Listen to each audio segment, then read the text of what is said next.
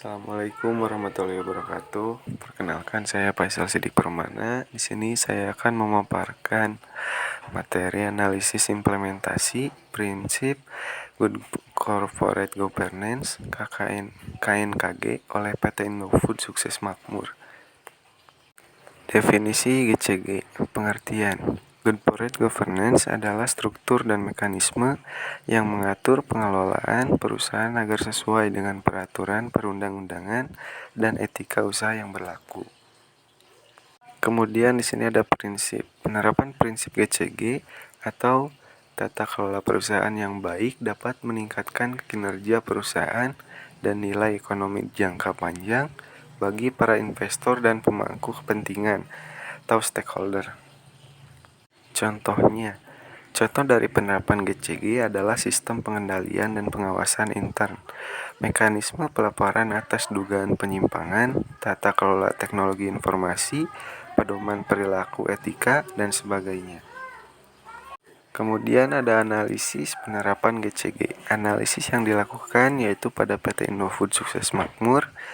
Objek yang digunakan dalam analisis ini adalah laporan tahunan atau annual report. PT Indofood Sukses Makmur sesuai dengan Undang-Undang Perseroan Terbatas Nomor 40 Tahun 2007, PT Indofood Sukses Makmur sebagai salah satu perusahaan publik telah menerapkan tata kelola perusahaan. PT Indofood Sukses Makmur merupakan perusahaan yang memproduksi berbagai jenis makanan dan minuman. Penerapan tata kelola perusahaan sudah bukan merupakan hal yang asing bagi PT Indofood Sukses Makmur. Perusahaan tersebut mengedepankan prinsip-prinsip tata kelola perusahaan yang ditetapkan oleh KNKG. Prinsip GCG sesuai dengan Peraturan Menteri BUMN Nomor 1 MBU 2011 tanggal 1 Agustus 2011. Prinsip-prinsip dari GCG. Definisi Good Corporate Governance merupakan yang pertama transparansi, kedua accountability, ketiga responsibility, keempat independensi, kelima fairness.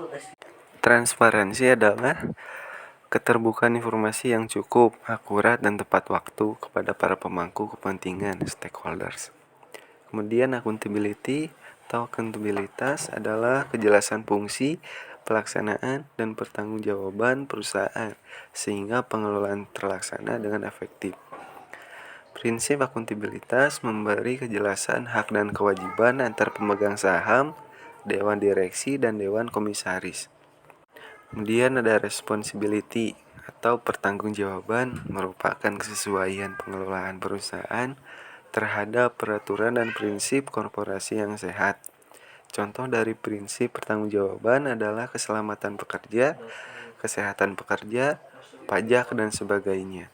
Independensi kemandirian adalah pengelolaan perusahaan secara profesional tanpa benturan kepentingan dan pengaruh dari pihak manapun yang tidak sesuai dengan undang-undang serta prinsip korporasi yang sehat. Contoh dari kemandirian adalah Dewan Komisaris dan Dewan Direksi memiliki pendapat yang independen pada setiap pengambilan keputusan, namun masih bisa mendapat masukan dari konsultan atau sumber daya manusia lainnya yang berguna untuk menunjang kemajuan perusahaan. Fairness atau kewajaran adalah keadilan dan kesetaraan dalam memenuhi hak pemangku kepentingan stakeholders yang timbul berdasar perjanjian dan peraturan undang-undang. Contoh dari fairness adalah perlakuan yang setara kepada publik, otoritas pasar modal, komunitas pasar modal, dan pemangku kepentingan. Karyawan juga diperhatikan dengan baik hak serta kewajibannya secara adil dan wajar. Kemudian ada kendala. Bagaimana sih implementasi prinsip umum tata kelola perusahaan yang ditetapkan KNKG oleh PT Indofood Sukses Makmur?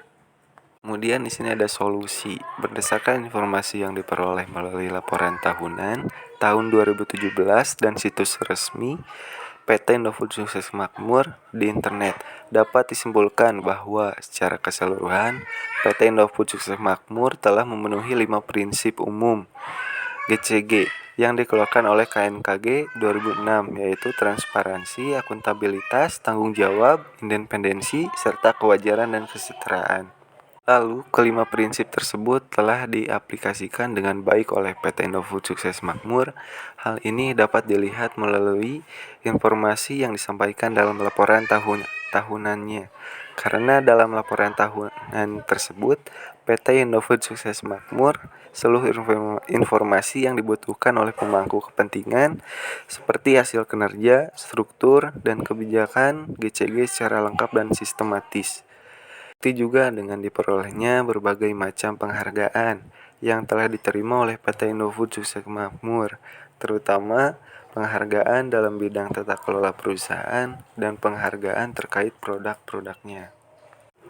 Mungkin sekian dari saya. Mohon maaf bila ada salah kata dalam penyebutan. Terima kasih banyak. Wassalamualaikum warahmatullahi wabarakatuh.